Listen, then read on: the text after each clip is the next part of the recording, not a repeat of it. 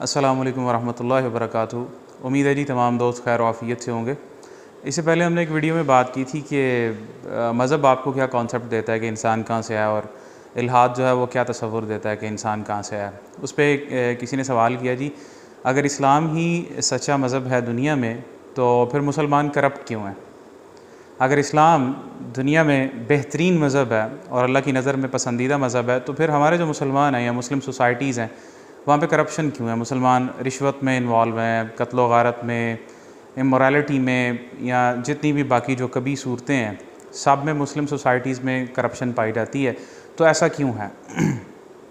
Objection itself is illogical. एतराज़ तो illogical ही है, क्योंकि मुसलमान अगर कोई गलत काम कर रहा है तो हम इस्लाम को तो ब्लेम नहीं कर सकते, बल्कि मुसलमान गलत काम कर ही इस वजह से रहा है कि वो इस्लाम को फॉलो नहीं कर रहा। सिंपल सा आंसर तो ये है कि Islam is not what Muslims are doing, Islam is what Muslims are suppose to do.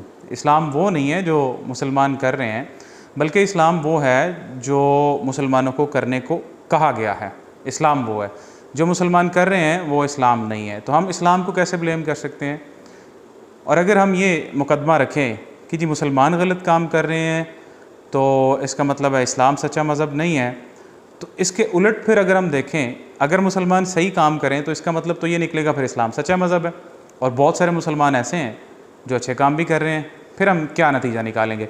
तो ऑब्जेक्शन जो है वो तो इलॉजिकल सा ऑब्जेक्शन है ये, लेकिन ये एतराज़ किया जाता है मुल्हिदीन की जानब से कि अगर इस्लाम इतना ही सच्चा मज़हब है तो मुसलमान जो है वो करप्शन क्यों कर रहे हैं। एक मिसाल मैं यूँ देता हूँ इसकी।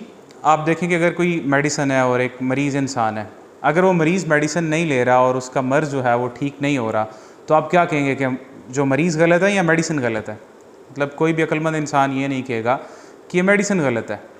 उसमें गलती मरीज़ की है कि वो मेडिसिन इस्तेमाल नहीं कर रहा, और दूसरा मरीज़ वो जो मेडिसिन इस्तेमाल कर रहा है और उसको शिफा भी हो रही है, वो सेहतयाब भी हो रहा है। तो मेडिसिन का उसमें क्या कसूर है? अगर मुसलमान इस्लाम को फॉलो नहीं कर रहे तो यही तो उनका कसूर है, वो इस्लाम को फॉलो नहीं कर रहे। अगर वो इस्लाम को फॉलो कर रहे होते तो इस्लाम को फॉलो कर रहे होते तो उनकी ये सूरत हाल ना होती, और ये करप्शन भी और सारे मामलात, जितनी इमोरालिटी है, जितने क्राइम्स हैं, वो सारी चीज़ें ना होती। बल्कि मुसलमानों की एक पास की हिस्ट्री है, नबी करीम सल्लल्लाहु अलैहि वसल्लम का ज़माना, खुलफ़ाए राशिदीन का ज़माना, जहाँ पे इस्लाम को फॉलो किया जाता था, कुरान को फॉलो किया जाता था। तो कुरान मजीद उस मेडिसिन की तरह है, या इस्लाम उस मेडिसिन की तरह है जो मुसलमानों को शिफा देने वाली है।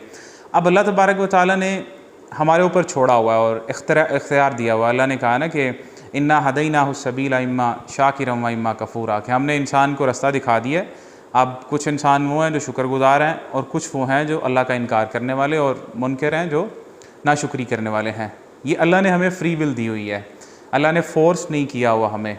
हमारे सामने जो है वो कुरान मजीद हिदायत की सूरत में या एक मेडिसिन की सूरत में, बल्कि अल्लाह तबारक व तआला ने सूरतुल इसरा आया 82 में अल्लाह ने ख़ुद कहा कि वनुनज़्ज़िलु मिनल कुरानि मा हुवा शिफ़ाउन व रहमा।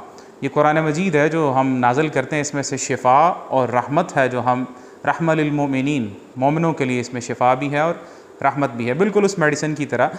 अगर पेशेंट उसको यूज़ नहीं करता तो इसका ये मतलब नहीं कि मेडिसिन गलत है।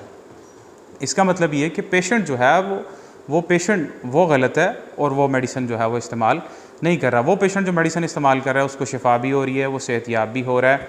और देखें फिर जो चीज़ सच है वो सच ही रही है, अगरचे उसको कोई बंदा भी ना माने। अगर इस प्लानट के ऊपर दुनिया में कोई एक सिंगल बंदा भी इस्लाम पे अमल ना करे तो कुरान मजीद तो फिर भी हक़ रहेगा, इस्लाम तो फिर भी सच ही रहेगा।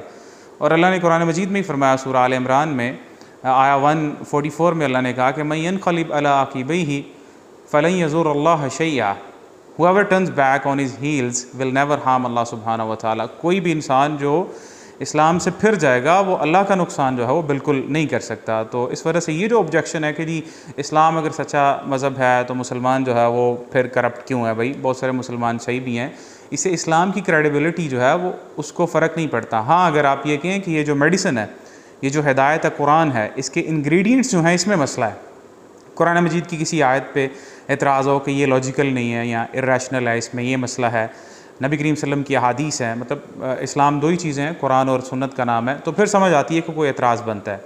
आगे कोई इंसान इसको फॉलो करे या ना फॉलो करे ये एक अलग बात है।